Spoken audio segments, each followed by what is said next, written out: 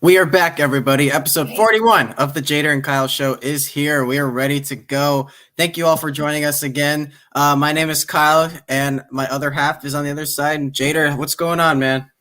Heterosexual life, mate. How's it going, There it guys? is. How you What? been, man? It's been a busy week for you, I can tell. Non You're in a different nonstop. setting. You got kicked out? I got kicked out of my living room today, man. I had my aunt over, and she's watching the Oprah interview Prince Harry and the chick from Horrible Bosses. That fed. I think the real question is why? Why are they watching that? I don't know, man. I asked her the same thing. I asked no questions, man. But my aunt is honestly like a mother to me. She raised me like my mom. So she's like, "Hey, can I come over to watch it? Do you have cable?" I was like, "Yeah, man, just come over." She lives like walking distance, 3 minutes away, so it's fine. What kind of content can you realistically get from that? Well, From I keep hearing that, like, talk on the TV and be like, "That's bullshit. She should have known better." And I was like, "Go back and check what's going on." So yeah, I felt like it was a little funny, but It's like Grey's Anatomy at the castle. honestly not my cup of tea, to be completely honest with you. I barely even watch television. I have TV because I password share. I know we're not supposed to say that, but I pay for HBO Max. My buddy pays for YouTube TV, and and everyone's happy. So I mean, that's the way to go. If you pay for everything, it's it's just a, as it's a expensive as cable is at this point. absolutely, absolutely. And you know what sucks? That Paramount just released their streaming service, and to me, honestly, I'm not gonna lie to you, kind of it looks pretty fantastic, like kind of worth it. So I've been itching to, and then they get you because it's like, oh, it's only $5 a month. You're like, man, that I could do $5 a month. But then they're like, but if you don't like commercials, you know, it's like Then 12 or you can. 13 bucks. You got to pay extra. I'm like, God damn it, you know. But it's dude. I honestly I have Disney Plus, HBO Max, Netflix, Hulu, uh, Amazon. Amazon. I have Amazon. It's just it's so much, So trying to cut back. I have Shutter. I love horror, so I do have Right. Shutter. Um, so just adding another. I'm already like it's getting, and plus I have to pay for the internet to stream all this stuff. So Yeah. it's a lot. It's a lot. But I am tempted to get the Paramount one. Not gonna lie.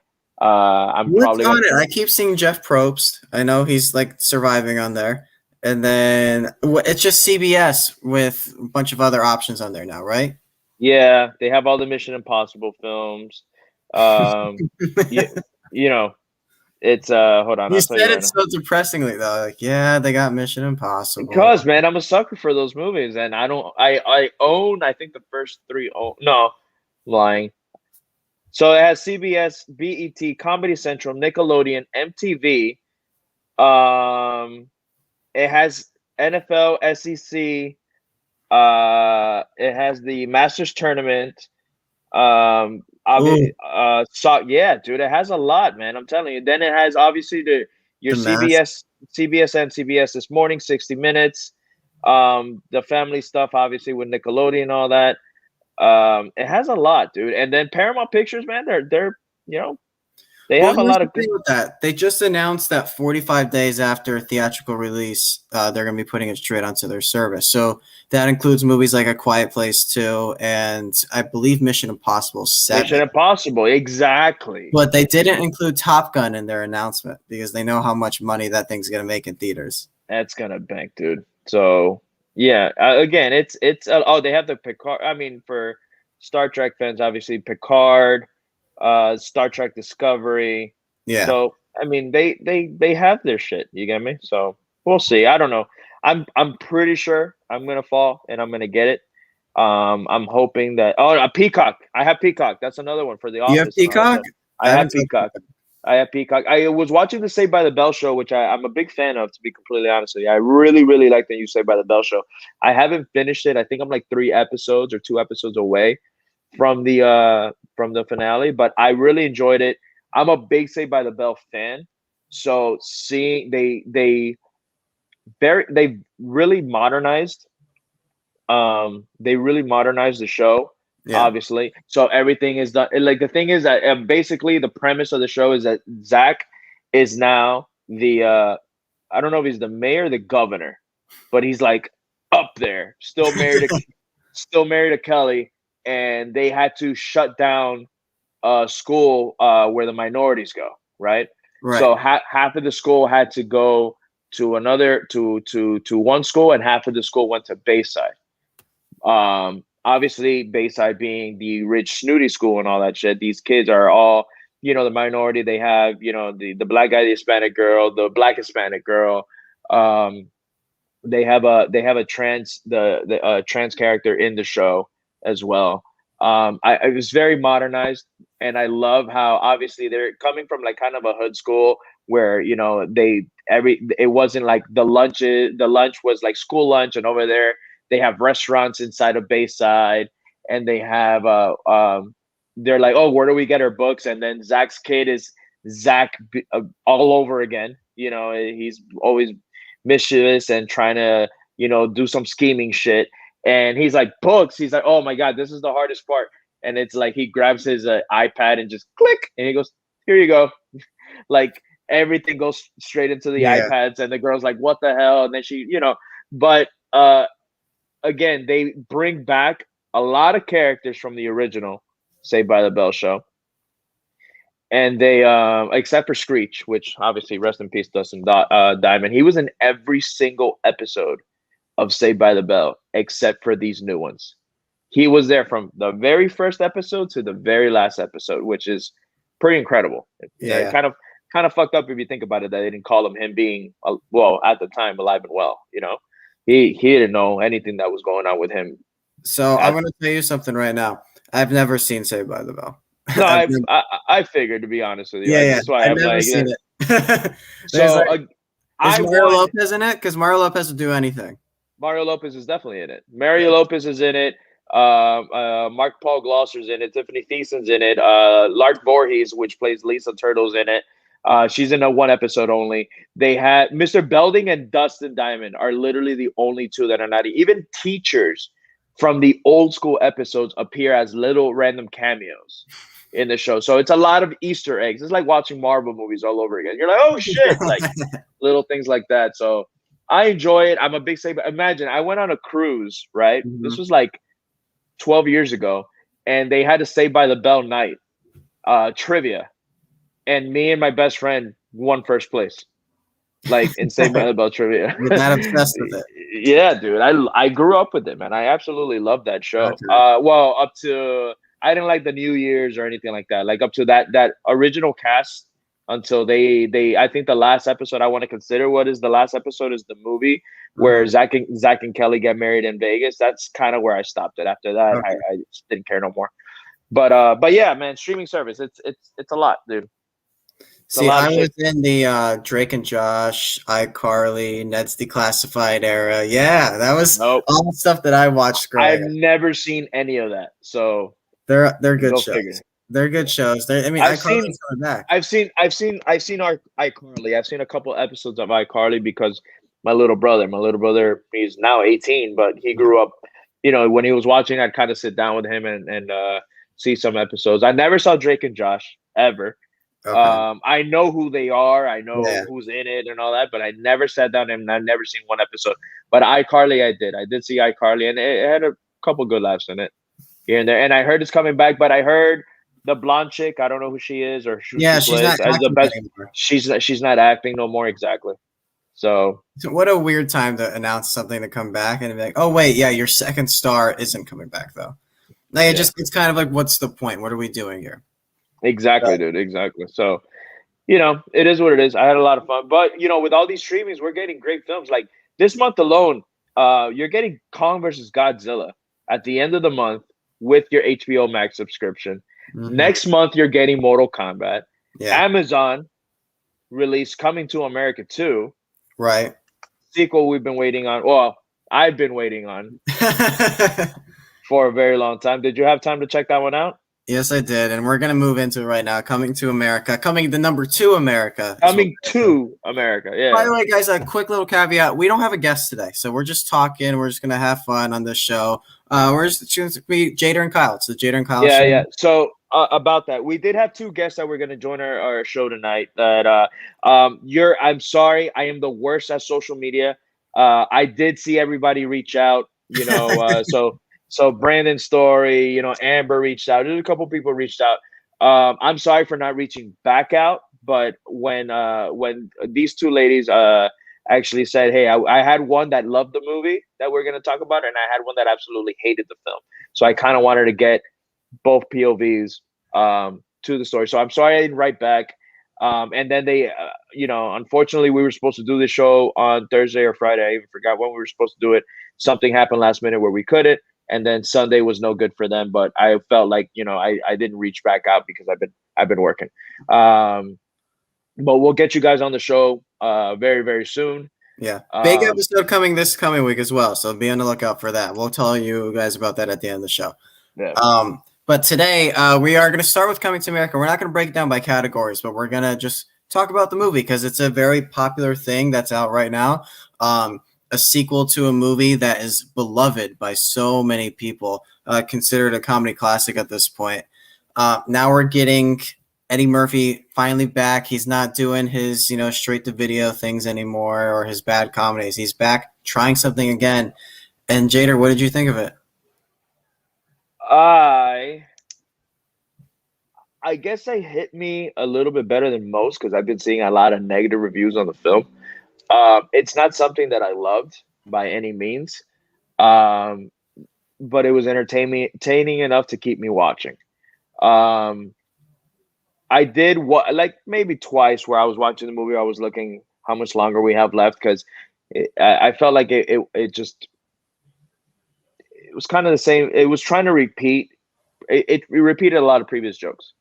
But again, I didn't hate it. I thought the cast was good. I like seeing again, the old characters. I like seeing old jokes coming back. That the one that was jumping on one leg and barking.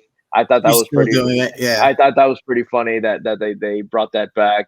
Um, funny enough, who was obnoxious, but then I ended up liking her character. Leslie. Leslie Jones. Leslie Jones, right? Yeah, Leslie Jones. Yeah, at first I was like, man, she's way too comfortable, man. Like, and this is the type of character she's obviously playing. But I actually liked her character at the end of everything. I ended up really enjoying her. See, so here's my thing, man, is I watched the movie and I liked it. I was entertained. I had a good time. But then I looked back and a couple times throughout the movie, I said to myself, where's Eddie Murphy? Like, because the movie is not about him at all. No. It's not about his journey. He really doesn't have an arc in this. It's more about his son, Jermaine Clement. And that's not what I signed up for. No, Fowler, isn't it? Jermaine Fowler? Yeah. Fowler. Jermaine Clement is somebody completely different. It's a Jermaine. But no, this movie it was more of just they were so focused on that they forgot to focus on King Akeem and everything that he's got going on. I forgot he was even in the movie, and also all the other old characters. I'm sorry, but Arsenio Hall has nothing to do in this film but yell at Tracy Morgan. That's all he's there for. Otherwise, he is nothing else. They focus on Eddie Murphy's new kids. They got a little bit more shine, but it's not about him. And the biggest crime that this movie commits is it goes to America for like 15 minutes. It's called Coming to America. And they spend I said the same thing. I'm like, why is this called Coming to America when I thought again, when he goes to find his, and he keeps reiterating this, his bastard son, that he keeps saying that over and over again. When he goes to find his son, I'm like, all right, but then he flies him back. And I'm like, the hell's like, what's going on? And the majority of the film takes place in Zamunda, right? So I agree with you 100% there. Again, I liked when they were on scene. I liked Arsenio's character, Sammy, to be completely honest with you, but I just wanted to see more of him. He didn't do anything in this movie. Yeah, fuck, man. Why am I forgetting his goddamn name, dude? Who? Wesley Snipes, man. Wesley Snipes made me Wesley was laugh a good. lot, man. He was great in this, and he looked like he was just having a good time filming this movie. You know, He's I feel walking like the every Matrix. time he's dancing, walking down, dude, that was fantastic. Um, again, your favorite scene was exactly my favorite scene as Yeah. well, which was the funeral scene. Just made me laugh so hard. A lot of people didn't like that. They're like, it was so stupid. I turned it off after the funeral scene. I was like, what the fuck? Like, I thought that was so great. It was so funny because like the movie was embracing what it's gonna be, and Yeah. having Morgan Freeman announce a funeral that you're not even dead for yet, and It's all these fantastic. famous bands and singers come out, this they serenade you, but then the way he dies right there, saying, "Remember what I told you, son? I'm gonna die now," and he dies at his own. Spoilers, by the way, spoilers. I don't I know if mean, who that's in the cares? trailer or not, but whatever. Yeah, You yeah, know. it's James Earl Jones. Um, Yeah. but no, he dies at his own funeral, and I thought that was pretty beautiful. And I thought, okay, this is what we're in for. Now he's got to, you know, step into the shoes of his father and rule, be a king, but be his own king, not the same king that his father was like before him. I thought that was what the movie was going to be like, but they just forget about King of Kings the entire time. Like, really, what is his journey in this film? Not literally, not like his journey is that, but you don't get that. They wrap that arc up in 2 seconds at the end of the film. Yeah, when he's like, It's was when that he's already, yeah, McDowell? like, yeah, when he was with Cleo, yeah, yeah, Cleo McDowell, which is John Amos, and he's having that one-on-one with him after he gets in a fight with the queen, and you know they resolve that arc in 2 seconds. He kind of undoes what, because he was following in his father's footsteps, Mm-hmm. and then you know they resolve it so like really really fast. So I get you 100% on that. Again, not a movie I hated, not a movie that I loved. One of the I don't think I'll revisit it anytime soon. I'll revisit the first one 100 times over before seeing this one again. Yeah. This is more of a, oh, you haven't seen it, you want to watch it? I'll sit down. I'll kick back with you and watch it. But if I had to go out of my way and rewatch this movie, not really. You know, You have to again, convince me to watch it again. That's the thing. yeah, I yeah, have yeah, you yeah, have to say to me like, "Hey, I haven't seen this movie. You want to watch it?" And I'm like, there might be some other things that you might like better, and you really have to push me to watch this again because yeah. it's just not desirable. I don't look back. I'd rather watch it with more Coming to America 2 fans to see, like, you know, I feel like if you're a fan of the old one, just seeing a couple nods here and there, again, you're not gonna love it. It's nowhere near the great as the first. The first one's just great. I absolutely adore this film. It's actually one of my favorite Eddie Murphy films. And I grew up watching this. I've seen it so many times. Um, and the trailer, to be completely honest with you, for this looked really great. Like from the trailer, I'm like, I'm in. I want to see this. Oh, another thing that made me laugh every time that they were in that barbershop. Well, Killed me. yeah, and that's the thing is like Killed me. And underused, man. I wanted to see yeah. more of them, you know? Like it was two scenes, hilarious and so well done. And then that was it. Like I one thing that did make me laugh was at the end when when they're you know the wedding's going on and all that stuff, and he Eddie Murphy's son is saying like they're getting a band and all that, and then the wife, the new princess, is like saying all these famous celebrity, ends up being Randy Watson's in Sexual Chocolate, and you Yeah, see the barbershop guys like, oh, like yeah. super pissed off at the end. But I love seeing Sexual Chocolate make a comeback. That was so great. So you have your scenes here and there. Like I said, that it's just, it was a good sequel. Like not a good sequel. It's not a It's bad it, movie. It's it's just like fine. It's fine. You know. if it never existed though, nothing would change. That's the thing. Exactly. What was the justification for making this? Do you have a story to tell? And I felt like they didn't have a story to tell. They No, just this let's make another Coming to America movie. pure nostalgia. Just let's make some money off of people loving this movie so much. You know. And the thing is, like, So how much money are they actually going to make off of this? That's what I don't oh, know. If this would have gone to theaters, I feel like it would have bombed. it would have done. Oh, I felt like it would have done better opening weekend and then bombed Yeah. because of word of mouth. You know. Mhm. So, but yeah, I mean, can't say go out and watch it. If you have some time and you're a fan of the first one, again, you're not gonna love it, but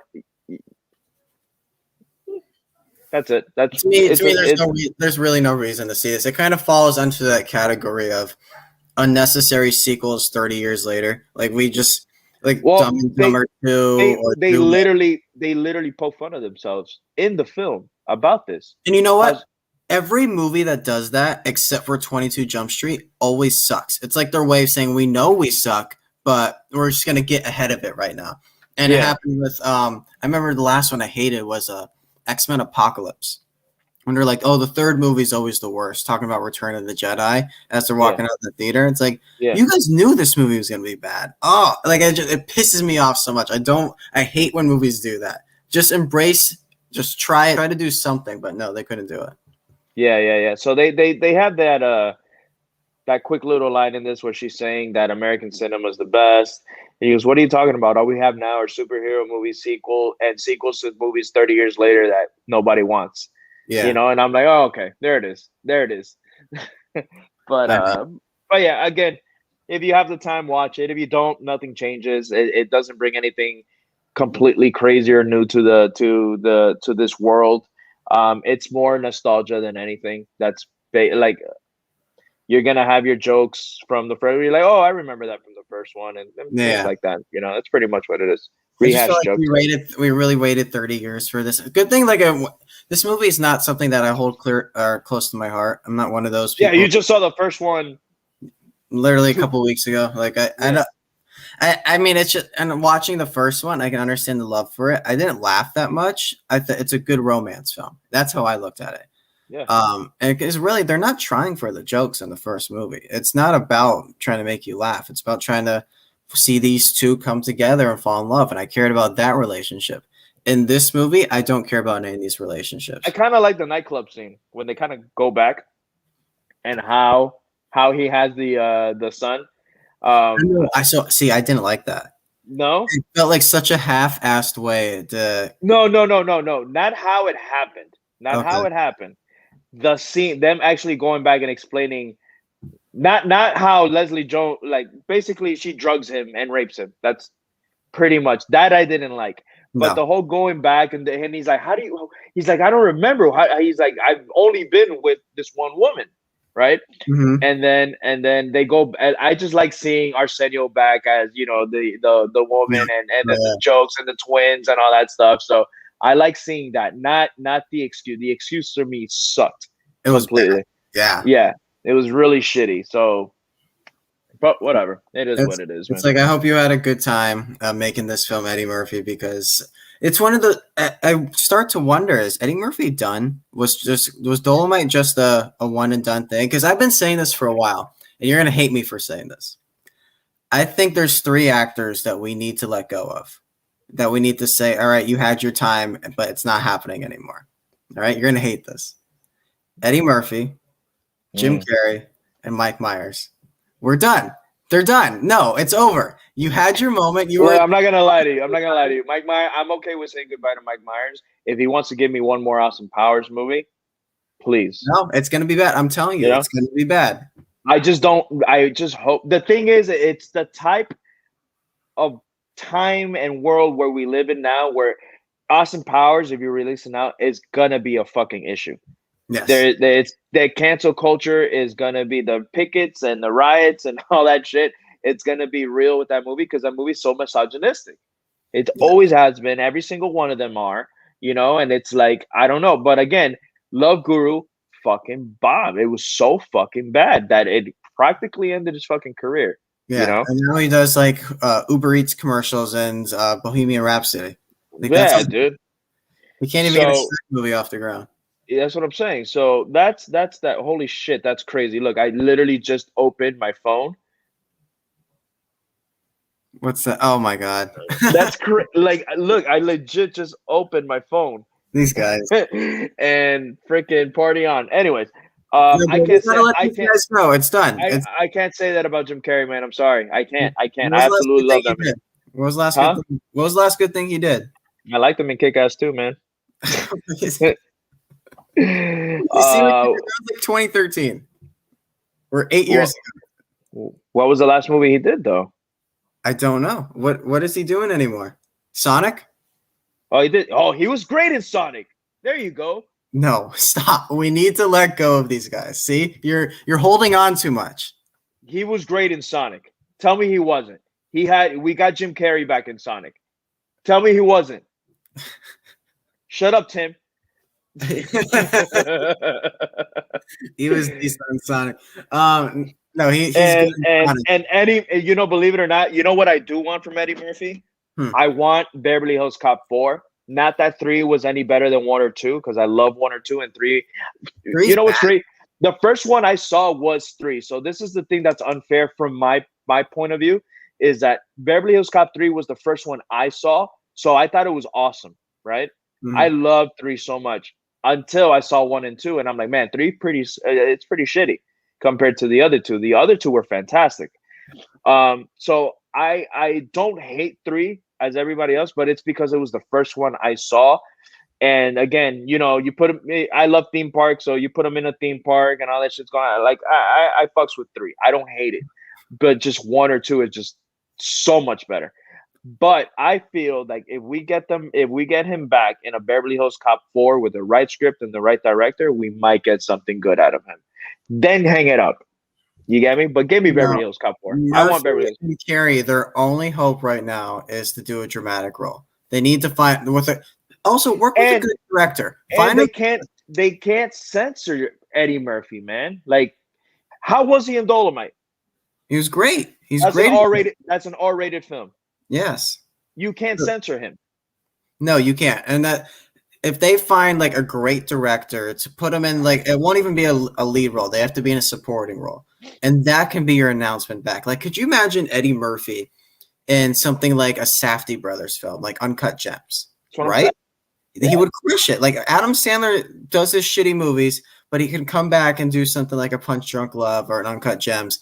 I feel like he has avoided that clout that I just put Jim Carrey and Eddie Murphy. And honestly, Will Ferrell's falling into that category right now too. I'm done with it. I am 100% with that. Yeah. But you know how they always have the categories, like you can keep one, but the rest of it is like keep 3, 1 has to go. It's always Will Ferrell for me, no matter who they put up. It's really rare that it's somebody else, because I feel that way I've felt this way about Ferrell for a long time. Ferrell for me has more misses than he has hits for me. Way more. Okay. Yeah. So he's one that he has to be like, but don't get me wrong, the hits are hits. Like, the hits are huge. You get me? Mm-hmm. Like, Step Brothers for me is one of the greatest comedies of all time. I think that movie's so fucking funny. So you got to think about the guys who like dominated comedy for a long time. And one of them, it was Eddie Murphy. Then it went into Mike Myers, into Jim Carrey, into Will Ferrell. And then I think we got Steve Carell and then Seth Rogen. I don't know if we have our guy right now. I don't think we have anyone. It's just a bunch of people trying to come back. And Seth Rogen, I don't think made very bad movies. He's just more switched to directing and producing at this point. So writing. Who's our star right now? Yeah, writing. Who's our comedy star right now? I don't know who that is. And Melissa McCarthy's still trying, and she honestly dominated for a little while too. But I don't know who it is anymore. Kevin Hart? Kevin Hart had a moment. Kevin Hart had a big moment, but it's crazy because same aunt that's watching the Oprah interview right now, she is huge on Kevin Hart, right? Like, huge. Loves the man, everything that he does. And she told me herself that she saw the recent Netflix stand-up, and she goes, didn't laugh once. Last movie he didn't laugh. Like, I think that he's just, that's it. Like, he had his little niche. Yeah.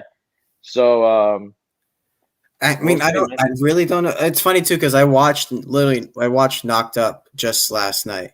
And you look at that entire cast, the only one who's really still going as a comic star is Paul Rudd.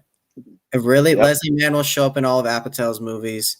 But other than that, Jay Baruchel's not a comedy star. Jason Segel fell off the face of the planet, which I hate. Which sucks, because he's so funny. He's so funny. Martin Starr is just a school teacher in the Spider-Man films. Like Jonah Hill. Jonah Hill was funny, but he's not doing comedies anymore. He stopped doing that completely. Yeah, but he's fucking great as what he's doing, man. He's just a good actor. You get me? So I'm not mad at Jonah Hill for going that way. again, I love his comedy roles. We've reviewed Superbad on this show, and he's hilarious in it. But I'm not. I was actually. It's funny. I was watching an interview that he did. It's a little old, but I had never seen it. It's like him rating his best characters, and it was like two comedic characters, and then the rest were just his drama roles. Like talked Mhm. about Moneyball. He talked about Wolf of Wall Street. There was another one that he mentioned.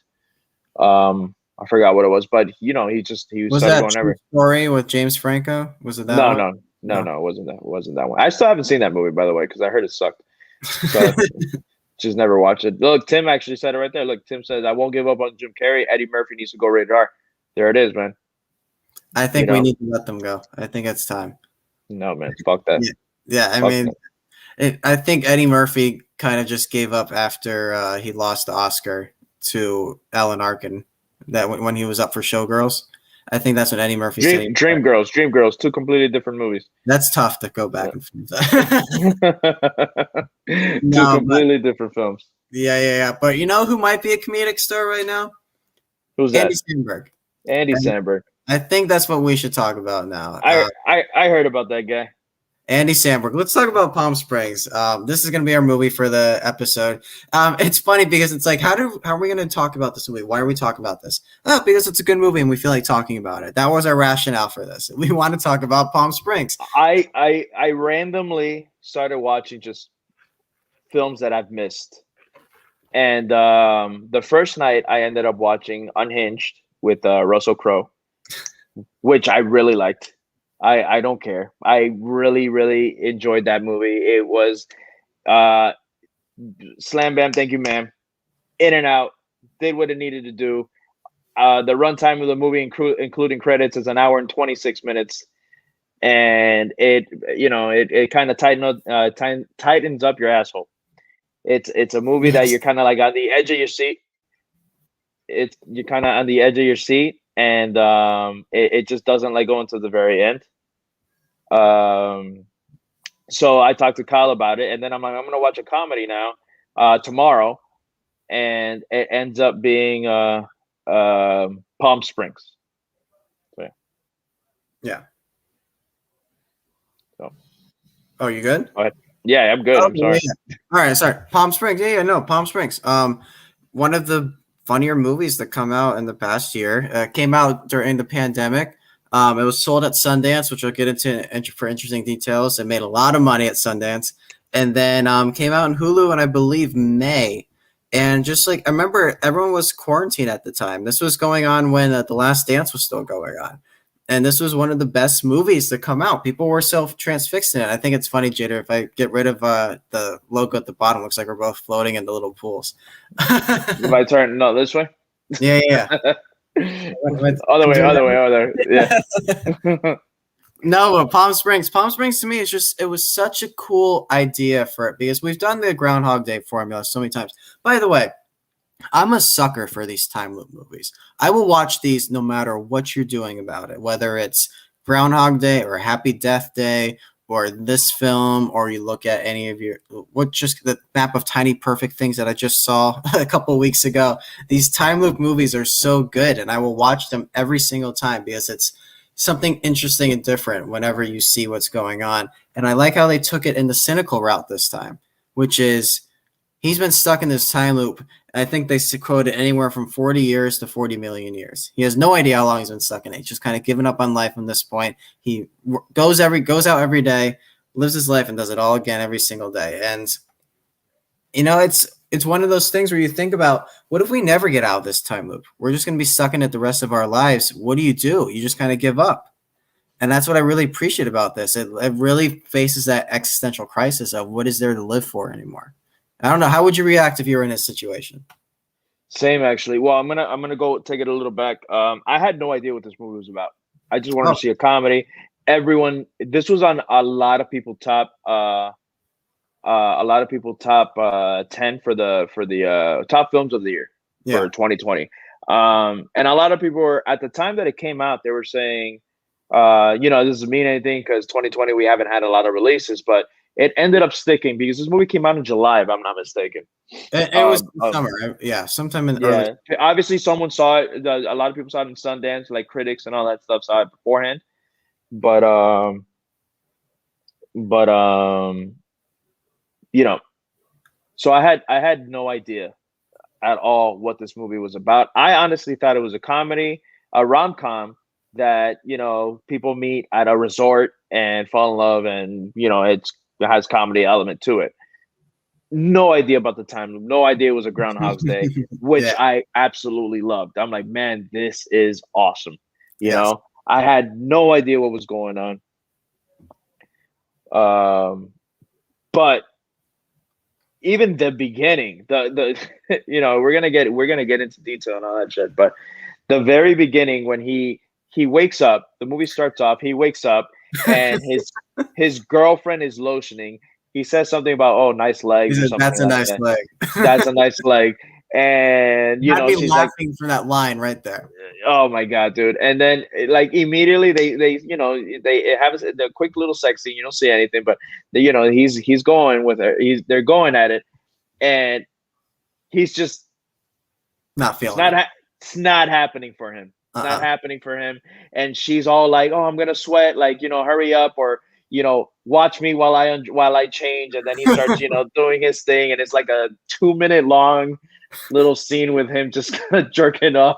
And I'm like, what am I? Andy Samberg's face, where he's just Yeah, like gone. just bored, like Yeah. bored, not into it. And he's like, they're going at it. And I'm like, man, this is fucking funny, Yes. right? Again, didn't know what was going on. He goes to the wedding. I see him dressed in his like Hawaiian Hawaiian shirt and shorts in the wedding. Mm-hmm. And I'm like, man, this guy does not give a fuck. Like, No. this guy doesn't care. And you know, like, you know, you see the, you know, the best man give the speech, and then we meet Sarah, which Sarah is the sister of the bride, not bride to be, Bride. the bride Yeah. of the film. And Sarah freaks out that she has to give the speech. Andy Samberg comes in like, you know, Prince Charming, and gives a speech, saves Sarah's ass basically. And then you can tell that he keeps kind of like locking eyes with her, right? Yeah. And he kind of like, he's gonna go and talk to her, but the way his approach is, he's kind of going through, you know, the dance floor, It's taking so sips cool. of, like, and he knows every move of like every. So I'm like, man, this guy. I'm like, how? Like, He's just smooth. you know, he's just so smooth with it, right? He says what he needs to say to her. You know, they end up, you know, they're gonna. She knows that he's taken, and she's like, oh, what would your girlfriend think about this? He's like, oh, she's cheating on me. And then she goes, what? How do you know? He takes her to the spot where his girlfriend's cheating on him. So she's like, all right, fuck it. So they end up trying to hook up. And then I you see know, that he gets hit with a bow and arrow. yeah, and then all of a sudden this guy gets hit with a bow and arrow and he's running away. And I'm like, what is going on? Love that scene. So, and one of my favorite lines is, "You're a sick fuck, Roy." you're a sick fuck, Roy. Yeah. So that's happening, right? He's going away, and right, you see he's like crawling to this like orangey yellow glow. Yeah. And he's crawling, and Sarah's following behind him, and he tells her, don't come in. He's like, don't come any closer. And he's telling her to stay back. She obviously goes in, and she wakes up, and it's that very same day, all over again. And she starts freaking out. In the middle of a freak out, she starts seeing that everything's exactly how, like, she had already lived this time. Well, she And realized then, that the wedding's happening again. Like, yeah, immediately. It's not even like the same thing's happening again. She sees that the wedding's happening, and she's like, "What the fuck did you do to me?" yeah. And then so we have our film, and man, it was just it was such a delight to see this movie. I really get the hype for it, because it did have hype. It did have a lot of hype, at least for me, because so many people had seen it already, and so many people had it on their top 10 for the year. It's just, you know, we've seen these type of films before, where, you know, like your Happy Death Days and your Groundhog, but it was still just a breath of fresh air. It was still new to me. This concept hadn't been done in this way. right? Yeah. And we have so many great characters throughout their adventure, and again, as this is categorized more of it is a rom-com, but it really does have a lot of sad moments in the film. A lot of dark And moments. a lot of dark moments, exactly. But I can't recommend this film enough. In fact, there was only one person that I talked to, and we were supposed to have her on the show, that she didn't like it. She's pretty much the only person that has told me that movie was. She didn't even say it was okay. She's like, that movie fucking sucked. So I would have loved to hear her take on this. Yeah, because really it sucks. Like I don't get that vibe from it at all. Anybody can dislike any film, but to say that this movie sucks, like I don't see where you're coming from this. I wish we had them on the show because this is such a great, entertaining, smart film.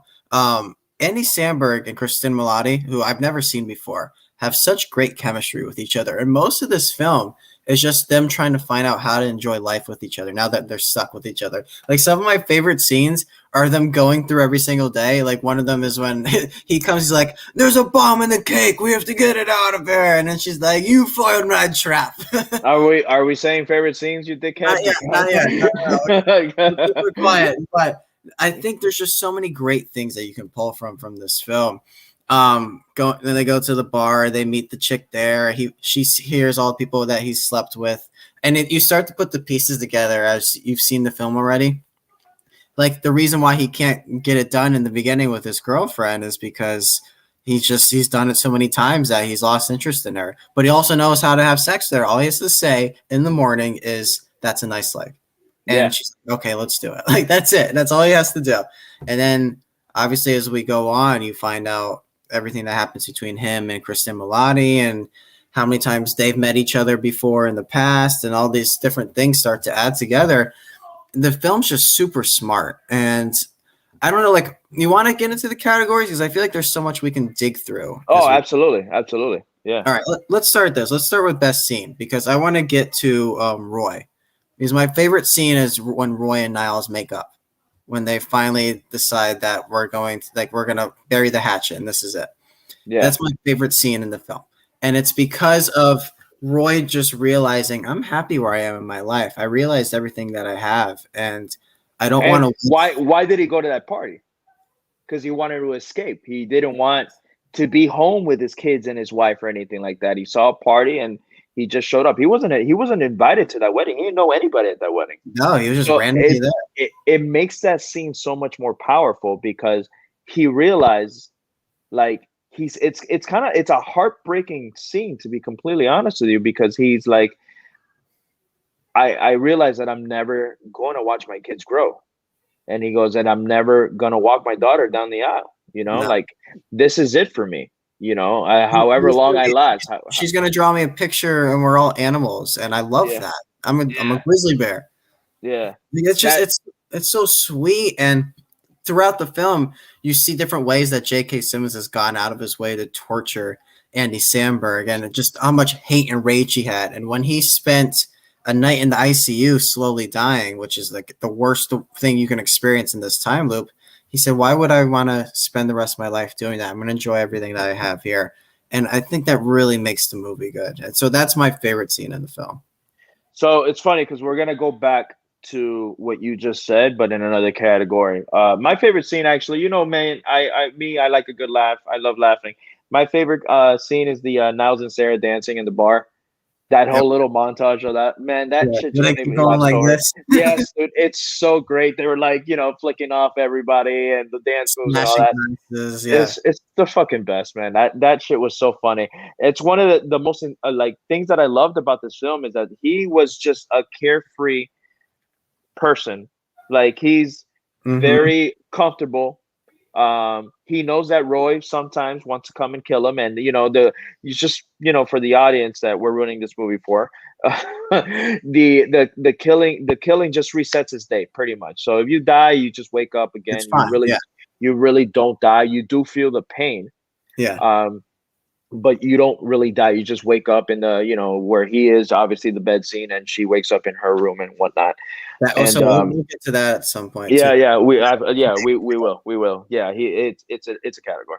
Okay. Um, Okay. and so with all that being said, like the that dancing scene and all that, I just loved how one of the most endearing things of this film is how they were living their life every day. That Niles was living his life knowing that he was probably never going to get out, not even caring, trying to figure out how to get out.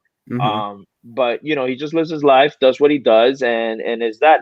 Sarah was not like that. Sarah was like, all right, this is all fun and games, but we got to figure something out. But I loved how they were both kind of like anti-love, right? And this is obviously where we're getting at, where you spend some time with somebody you just care about every single day. And I loved how in that little montage of all the fun that they were having, they would wake up and just it was an instant smile, but it was like, hey, I'm gonna get to spend time with this person Yeah. again. And So I she thought that, wakes up before he does every morning, so he always wakes up to a knock at the door. And yeah. So then she's like, all right, let's go. And then one of the funnier scenes for me as well is when obviously Sarah now knows what's going on. The girlfriend Misty that's always cheating on him. I love that she's always cheating on him no matter what happens. Every yeah, single scenario, she's cheating on him. But how Misty kind of like Sarah comes in, she's like, all right, let's go. And then she goes, oh, are you cheating on me? And then he like kind of starts mimicking her, but at the same time, because he already knows exactly what she's gonna say. yeah. And so I thought that was great. But I love when she's like, "Are you cheating on me?" He goes, "No, you're no, cheating on you're me." cheating on me. And then he's like, What? I don't what? Yeah, it's so good, man. So but yeah, that's for me best scene. I'm gonna take best quote Okay. next. Um One of my favorite quotes is actually when he's pissed off with Sarah because she like, she tells him to like, have the balls because there was a big she kind of like remembers where she was at and Mhm. she was having a bad day because we'll get to that scene the big reveal.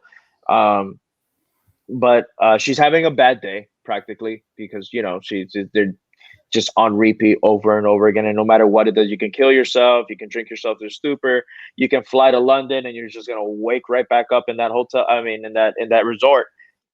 But she tells him to man up because he says that Roy torments him, which is excuse me, J.K. Simmons' character, and she's like, grow some balls and do something about it.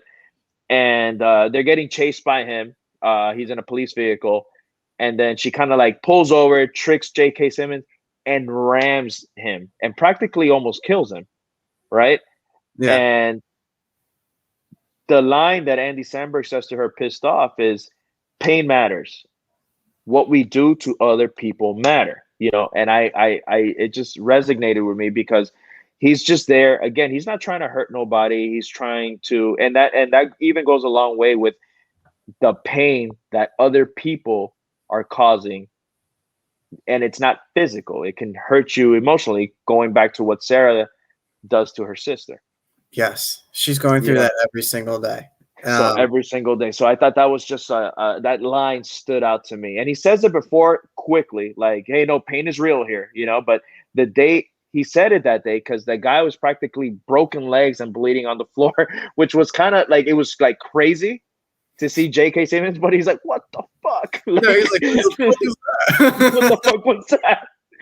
So it was so funny, but it was fucked up. But I really liked that line because it wasn't even as he was talking about what she had just done. It kind of obviously it also goes with everything that she had done not there, Yes. So I thought that was pretty good. No, all right. So my line would be, this is Andy Samberg, and he says, "We kind of have no choice but to live. So I think our best bet is just to learn how to suffer existence." That was my And second line. I had it written down, but I like the other one a little bit more. But yeah, absolutely. I think this line is just so good because it, kind of describes how his motto in life is, "I'm stuck in this, and we're gonna have to do this every single day. There's no way out of this, so we're just gonna suffer existence, but we got to enjoy it." And that's how you get through this time loop thing, is just by learning to get through it. And it sucks that you have to be stuck in a time loop. I mean, it's nice that you're at Palm Springs and you get to go to a wedding every single day. That's something I would enjoy. If you had to be stuck in any kind of time loop, I guess this is the day to do it. But you also have to. Everyone reaches that point where you're like, I've been doing this so much, I just don't care anymore. And I think that's my favorite part of this film is that we start in the loop. There's no setup as to when it happens. That was not for you. That was for Steve. Sorry, I blew a kiss to him. Go ahead. But no, I like how this movie just kind of starts with we're in this loop, and it's not we don't need a setup as to how we get started or what they were doing before this. You don't have to go through all the BS of realizing, okay, the first day is the normal day, the second day maybe this is a dream, I don't know, let me just try it again, and then third day everything's weird. This is just like, nope, we're doing this every single day. Yep. No explanation, no nothing. It fucking happened to him, you know? Yeah. It's just, no, this is where we are in our life, and now let's go from here. How are we going to get out of this? And the film really works with that. So I think that line, learning to suffer existence, really works for that. Casting what ifs doesn't exist. There are no casting what ifs for this film. And I'm sure years down the road when there's another commentary track or whatever it may be, someone might have auditioned for this that's not even famous yet, and we'll hear about that years down the road. But right now, usually with a fairly recent film, there's no casting what if. Somebody said thanks, Jader, I'll save it for later. Kyle's like, fuck this guy. Yeah, Palm Springs, Steve, come on. Palm Springs. All right, next is the Mahershala Ali Award for Best Sharpshooter. This is pretty easy, Jader, right? Yeah, it's J.K. Simmons. It's J.K. Simmons, hands down. Who, first of all, can win this award in almost any film he does. He really can. And let me tell you, man, he takes over, man. I love seeing him anytime and I had no idea he was in this, which was even better. Again, I only knew Andy Samberg was in this film. Okay. Even Christina Milioti, which you said that you had never seen her before. She's in Wolf of Wall Street. All right. And barely. Barely, but she's in it, is what I'm saying. You've seen her before. I want to say that this is her first breakout role because, in How I Met Your Mother, even though she's the title character, the mother, but they kill her off, spoiler alert, they fucking kill her off in 2 episodes after we meet her, which is why I hate that fucking show. I hate the ending. I hate the ending of the show. But yeah, so this is her first role, and let me tell you, she's just as good as everybody on. She's one of if not she definitely, it's definitely her breakout role in my opinion. I don't doubt that we'll see her in some sort of rom-com or comedy because she was so great in this. Yeah. J.K. Simmons, obviously, him and Andy Samberg, we saw them together in I Love You, Man. And they were great in that together. But having him here from the character, and his arc is so great, just like you explained. From the beginning, we see him as a fucking psychopath trying to kill him until we find out what's going on. So basically, the same thing that happens to Sarah's character, where she just follows him in. Andy Samberg thought he was doing the right thing because this old dude he meets at the party, man. They just have a grand old time at the wedding. And J.K. Simmons, it kind of tells him what his life is about, and how he needed that escape because he's not happy with his life, and he tells him, I wish I could live this day forever. And Andy Samberg, knowing that, hey, I could do this for you, does it for him, not knowing what the repercussions were going to be, know. And not everybody lives like Niles, so just that arc and the little bit amount of screen time that he's in, for me, he stole the movie. Seeing him was such a delight. So when I saw him up here, and I was like, oh yes, geeked out that it was him. Yeah. I had no idea he was in it. But there's no way anyone else is going to get this award. It had to be him. That's the obvious answer. It would have been unanimous. He's in you forget he's in the film, and then when he shows up, you're pumped. You're ready for it. Oh shit! I forgot Roy's in this film. Yeah. At the beginning with the bow and arrow, and then you see the time that they had together, how everything happened. When he's a cop, you see, and then when they say goodbye, and then I don't know if you stuck around for the credits afterwards. I was actually gonna put that as my favorite scene. Oh really? I really like that scene a lot, and it brought such a big smile on my face. But I don't know if I wanted to say it as my favorite scene because it is kind of ruining it, But I thought that after credit scene was so great and it was such a delight for him to be like he was just like, he did it. The Yeah. son of a bitch did it. Like he was just so happy about it. I loved that after credit scene, and honestly wanted to see them like maybe figured like I don't know, like you leave it as is. Does he get stuck in like in that time loop? Do you think he'll figure it out? Did they leave him a note? Like I don't know, like it's just so many possibilities of what could have happened. Because You you know, wonder it as the movie ends. I mean, spoiler alert for those who haven't seen this. I'll give you 5 seconds. 5, 4, 3, 2, 1. They get their way out of the time loop by blowing themselves up as the cave is sucking them in. You have like 3.2 seconds to blow yourself up, which is fine because even if it doesn't work, you just wake up the next day and try it again. Like if you misjudge or whatever it may be. And it like explodes and it sends them to the next day. Like it's basically shooting them out of the loop is what happens. So to hear about this is like no wonder to me like why Andy Samberg decided no, I'm going to go with her, not just because he loved her, but also like maybe I don't know how to build dynamite and you're also ready to go. Like let's do this. I love how she left him the message, left Roy the message saying like this is it. I'm getting out of here. I don't want you to be stuck in here either. And because as the movie ends, you think to yourself, well, shit, they just left Roy in there. Like, you couldn't take Roy with you? But no, there's a way for him out of there. And there's a way for someone else, I think, and we can get to this in the next category, which will be the Bill Murray Award for Best Cameo. Jader, I'll throw this to you. Is this who I think you're choosing? Who do you think? June Squibb? No, not at all. No, okay. Not at all. It's not who I chose either, but we'll get to her in a sec. I want you to say yours first. Mine was actually Clifford V. Johnson. Who's that? So he's an actual he's the when she's trying to figure out what to do with the time loop and all that, how to like where she's like kind of FaceTiming this gentleman. He's like, oh, you actually don't need. He's an actual physicist. Oh, Yeah.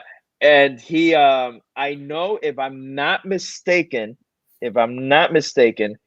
he kind of helped out with the with Doctor Strange and Ant-Man. Okay. So if I'm not mistaken, and all that stuff to make sure. So everything makes sense and all that. Because I think I've seen him on Screen Junkies and things. So I'm like, oh shit. Oh, okay. So I thought that was a very cool cameo. Okay, my cameo was the kid who waters the dog shit because I think he's just. Oh my god, he was so great, dude. I mean, just J.K. Simmons be like, my son over there is watering dog shit. Yeah. He says it so nonchalantly. I think it's so funny, and because he brings it up twice again. He's like, that might be dog shit, but that's my dog shit. Yeah, I get to watch it every single day. But absolutely, can we get to June Squibb for a second? All right, let's go. There's a theory out there. You know who she plays in this film, right? She plays Nana. She shows up twice, yeah. And she shows up to Andy Samberg and says, that's the greatest speech. I've been to a lot of weddings in my life, and that's the greatest speech I've ever heard. There's a theory that she is in the time loop as well, that she has also experienced this, and she's going through this every single day, which is why she says, I've been to a lot of weddings in my life, and that's the greatest one I've ever seen. There's no reason for her to have that scene. She just comes up and says it, and that's it. She's gone. And then she says one other thing about, I think it was Kristen Milotti. She, after her speech, I think she comes up and says that's a great speech. So the theory around the internet is that she's also in this time loop as well. That's pretty cool. What do you think about that? That's pretty cool. That's actually pretty cool because how many other people at the wedding are in this time loop, Right? There's an earthquake that happens in the middle of the day. Of course, people are going to work their way out there eventually and say, okay, what happened out here? And then you see a red glowing cave. You're going to walk towards it, and then it sucks you in. Now you're part of this time loop. So I think it's something interesting. June Squibb being in it, adds a nice little wrinkle when you watch it a second time. Next is the Gary Oldman Everyone Award for Best Overacting. We talked about this before the show started. Misty, Andy Samberg's girlfriend, Meredith Hagner, she is just way over the top in this. Yeah. Like she's to the point where it's almost kind of unbelievable, but Andy Samberg's such a good balance for her that you believe it. She's supposed to be a scumbag. Like you don't really care about her too much. So I think she kind of qualifies for this. I can throw out one other person, but do you have any other options? No, that was my Gary Oldman winner, Meredith Hagner. I also went with Tyler Hoechlin, who plays the groom. I went with him in the scene specifically when he's in the shower. And should we get to this spoiler alert too? Well, he's my See You Next Tuesday award, so I guess All right, we can let's do that combine right them now. both. The Steve Carell See You Next Tuesday award. Go at it. Well, let's talk about him right now then, because he is a piece of shit. He's a piece of shit. This actually, I didn't see this twist coming. So No. this is something that really caught me by surprise. So basically what happens is we already told you that they wake up every time the day ends, every time they die, or every time something happens. They wake up in their bed. Andy Samberg wakes up and he sees his Misty, lotioning her legs, and she just wakes up in a room, gets up and leaves, right? Yeah. And there's this one time where she just kind of stays in bed after she wakes up, and you hear the shower running. Gentlemen, It's after Andy Samberg and Christine Milioti have sex for the first time, knowingly. yeah, knowingly, yeah, it was kind of fucked up too. Yeah. So she's there. She's kind of like, has a smile on her face because she's obviously falling in love with Andy Samberg's character with Niles. Yeah. And she wakes up kind of, morning after, and she's very happy. And that's how it usually. Yes, of course, every time. Every time. Disappointed is more the the word. But step it up. Yeah. But yeah, so she's smiling, and then I guess she always forgets because she just obviously is in such a rush to going to see Niles that she just gets out of bed and goes. And then it keeps going around actually that she wasn't in her room. So Peter Gallagher's character is like, "Oh, I went to go check in your room and you weren't there." They say that before you find out, right? Mm-hmm. So the whole time, and that again just kind of went out the one ear and out the other, and so you hear the shower running, shower stops. She's like, "What the hell?" And when you look, it's the character of Abe, which is what? How do you say his last name? Hoechlin? Hoechlin, Tyler Hoechlin. Oh, okay, I thought it was in Ho Chillin.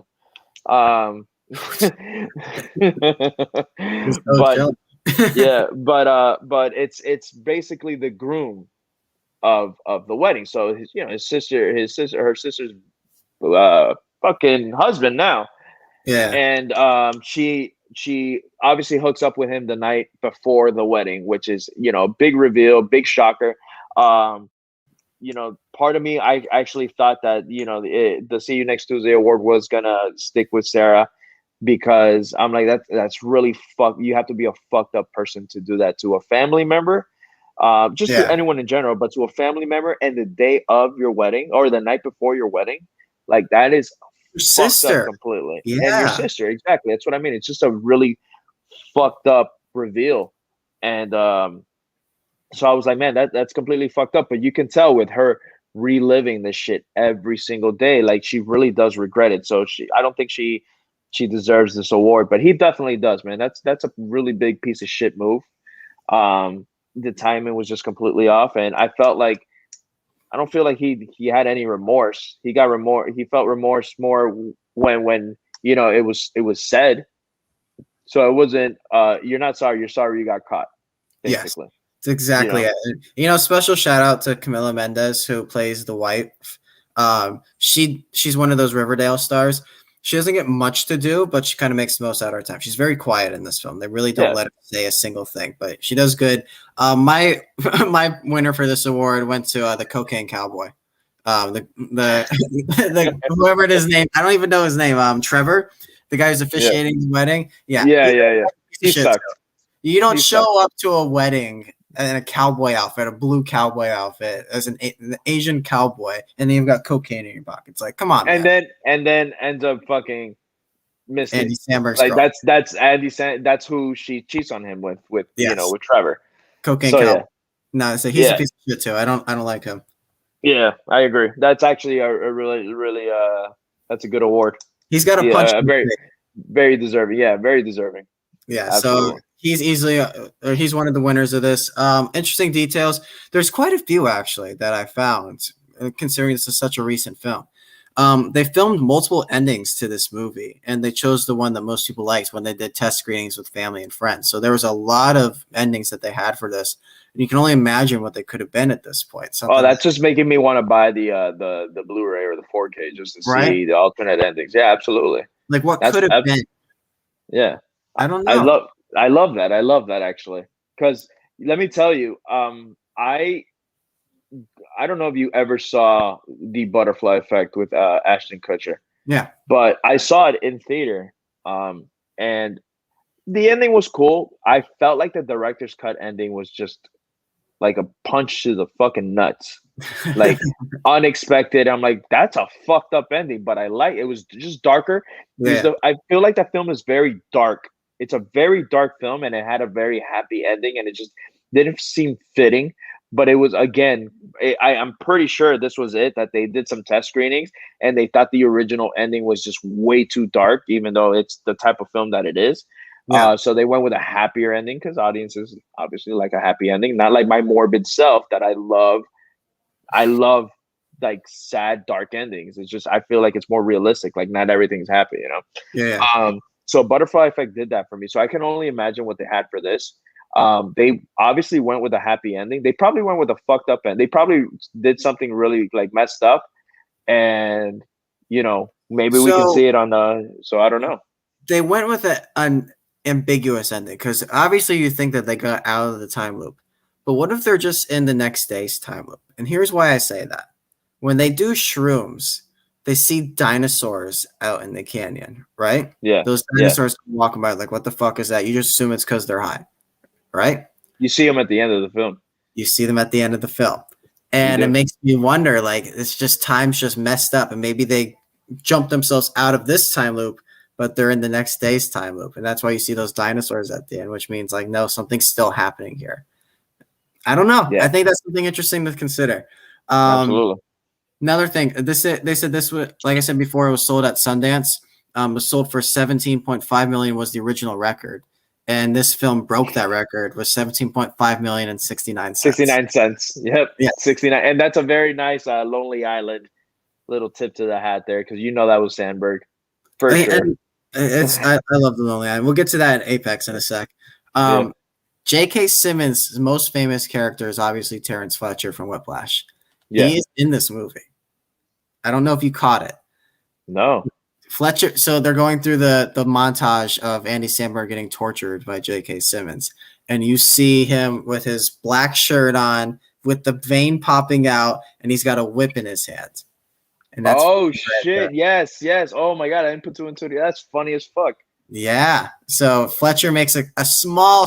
He could have won best cameo, honestly, but Oh my god, that's awesome. Oh, a very small cameo. So that's another one.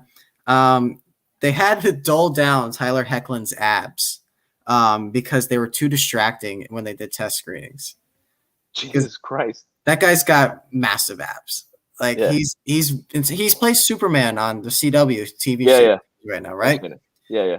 But they had to, in editing, make it darker around his abs because I guess when they did the original scene where the lighting was the normal way, people were so distracted by his abs they weren't listening to the fact that he's cheating on his wife with his sister.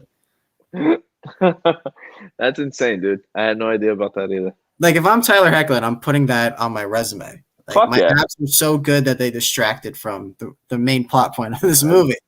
Probably why he got the Superman role now. It probably is. Yeah. Steve, they've done that to my abs before. No biggie. I've seen them. It's a lie. And finally, my last question was, what do the dinosaurs mean? But we kind of covered that. And I don't know what they mean. I feel like that they're just kind of. I thought they were just high. I didn't think too much of it, to be completely honest. But then you see it at the end, and that's where the questions start to come. Okay, Apex Mountain. So what I wrote was, it's tough to say anyone, but if the world ended today, it would be Kristen Milotti and then the director Max Barbaco. You see where it says Apex? Which you put? Yeah, Kristen Milotti. And honestly, wait. Max Barbaco. I mean, right?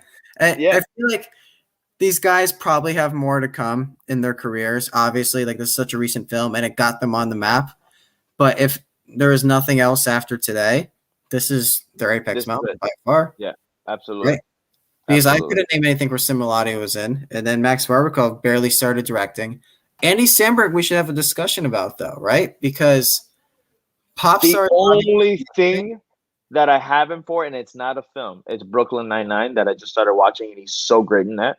Yes, So that's probably the only thing that I would put on top. And obviously his SNL Lonely Island shit, like, you that's know, to me where it comes in, and that brings me to Popstar because Popstar is amazing, and yeah, but it's also it's a cult classic at this point because a lot of people yeah. haven't seen it, but anybody who sees it says it's one of the funniest movies That I've ever movie's fucking hilarious, man. seen. Yeah, so Okay? So a little behind the scenes, we were thinking about doing Popstar, yeah, I but think you've been on the poll before. it got annihilated. Yes, It got like 1 or 2 votes because people haven't seen it. That's probably it. The people that voted for it, they're like, "Fuck yeah, you got to watch this movie," you know. yeah. But we were gonna do Popstar this week, but I had already seen Palm Springs, and I'm like, I don't think I can fit another movie into the schedule right now. So I that's why think we decided to do Palm short Springs. too. That kind of shows you how short of a window you had this week Yeah, because yeah, yeah. Popstar is a pretty short film. But anyways, we're gonna get to it eventually on the show because it's come up multiple times. It's It's gonna so happen. funny, you know, and it's just a great film, and it's one of those that if you haven't seen it, you should definitely see it. If there's anything that we can do to make you watch that, we will. Mhm. Because I found that movie so fucking funny. I laughed so hard watching that movie. It's really good. So Yeah. Andy Samberg, like he's one of those guys that he kind of reminds me of Bill Hader in a way. One of those guys where I love every single thing you're in. Anytime you show up, I want to see more and more of what you're doing. He was in Forgetting Sarah Marshall, and who was his dad in that movie? Or not Forgetting Sarah Marshall. I love you. No, I love you, I man. love you, man. Yeah. And who was his dad in that movie? Who's that? Andy Samberg's dad. I said in the beginning of the show, it's J.K. Simmons, guy. Okay, I just had to test you again. Yeah. No, I said I'm like when we saw J.K. Simmons, we saw J.K. Simmons and Andy Samberg together again since I Love You, man. And But I guess I haven't gotten to this episode yet, but I guess he's in Brooklyn Nine-Nine for like 1 or 2 episodes. he is. That's gonna be fun. I can't wait for that to happen. All right, who won the movie? This one was tough for me, man. I'm not gonna lie to you. You can give it to any of the 3 main cast members. To be completely honest with you, I almost went J.K. Simmons. I know honestly, and that argument can be said. To be honest with you, and even Christina Milioti. To be honest with you, she just did so great, and she really grabbed me on this in this film. That I feel like I'm like this has been her best role.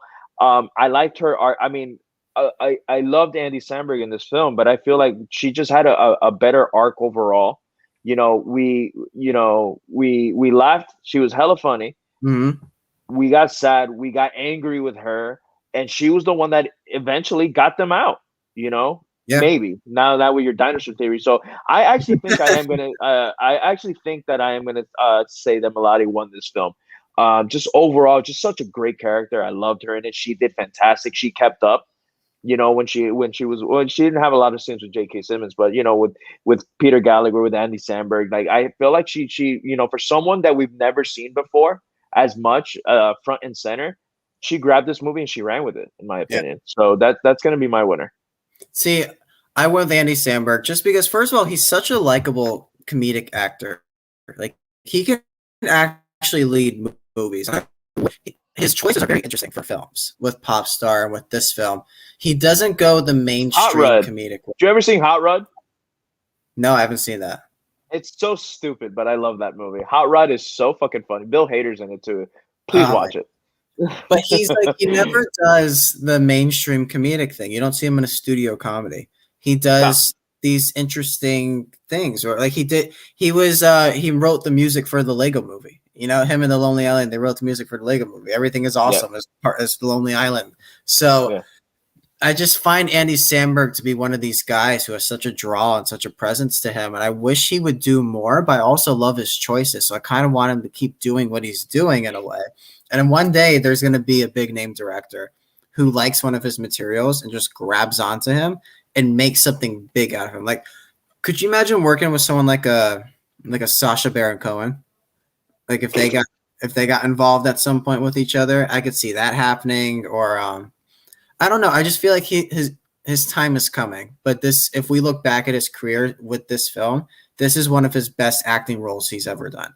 Um, he got nominated for a Golden Globe for this film for best comedic actor or best lead comedic actor.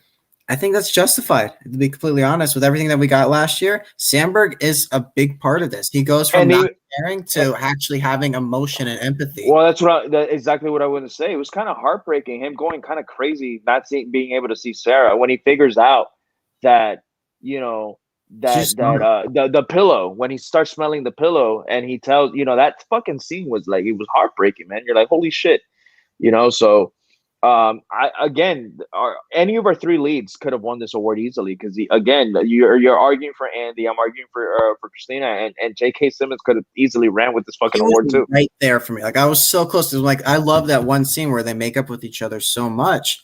He's kind of the emotional arc of it. And this is what I'm saying. Like this is a great film overall. Yes. Like when any three can win this award of the main, because usually we have films where it's like, hey, it's this character and it's unanimous. I bet you anything, had we had maybe, well, I don't know about Christy, but had we had maybe Terry Ann on the show or whatever, she probably could have said J.K. Simmons. It would have been all three of them. Yeah. And it would be completely justified for all three options. So this is just a great movie overall. I'm so glad it got a lot of, actually it broke the record for most views for a weekend on Hulu when it came out that weekend. I'm kind of glad I waited. I'm kind of glad I'm really glad that I didn't get spoiled for me. Mm-hmm. This is one of the things that I love the most. Not knowing anything about this film makes it that much better. So I've told a couple of my coworkers, like, they all know I like movies. Like, hey, you see any movies this weekend? What do you recommend? And I recommended this. And I'm like, if you haven't seen the trailer, don't. Just go in there and just watch the movie and just take it for what it is. Because again, not knowing the premise of this film probably bumped it up a little even higher. There's people that love this movie knowing what they were getting themselves into. Imagine somebody that had no idea. Yeah. Like, it was a hell of a movie. I'm actually doing a 2020 catch up right now.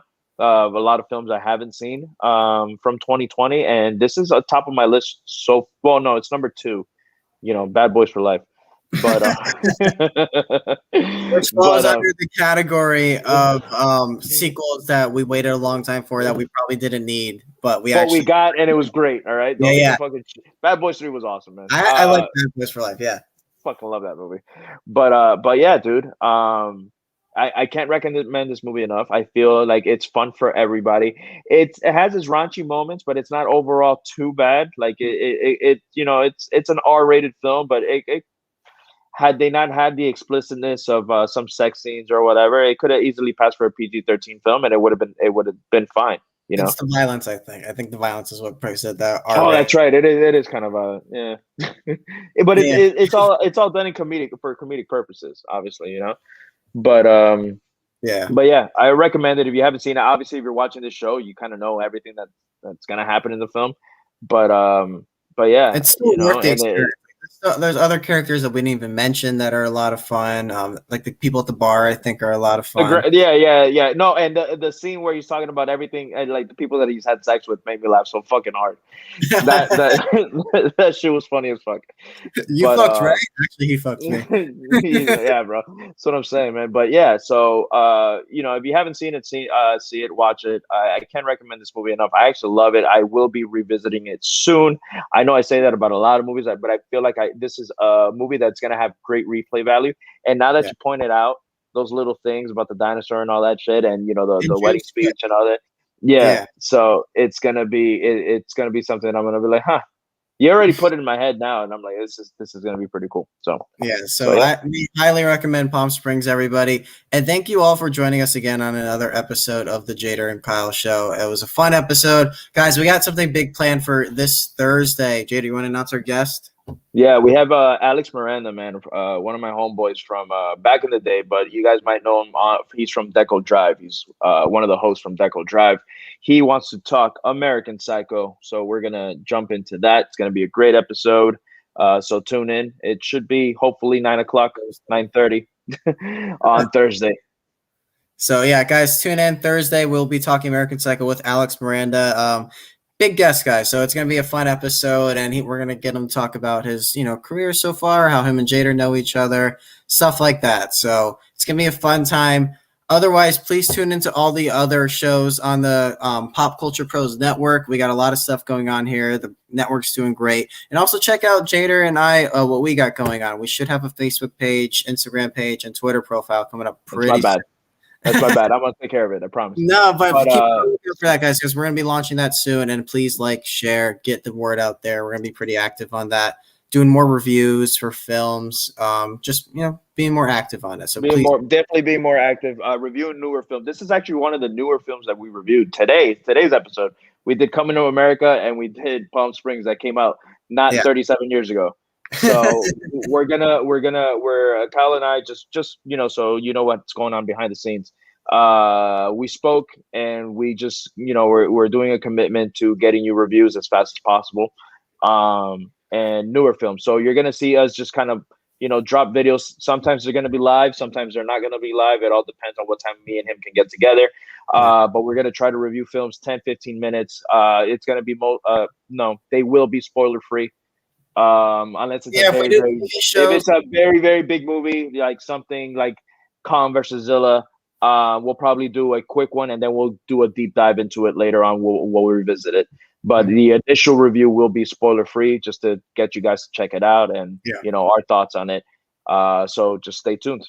Yeah, we'll get that stuff early too, because working for what we do right now, we do get the stuff early, so you'll be able to get our review, our take on it. And then if you want more, there will be more out there. We're looking at TV shows too. WandaVision, we might do a review on. I don't know what the plan is for that yet, but Falcon Winter Soldier is coming up, and there's a lot of cool stuff coming out later this year. So please be on the lookout for that.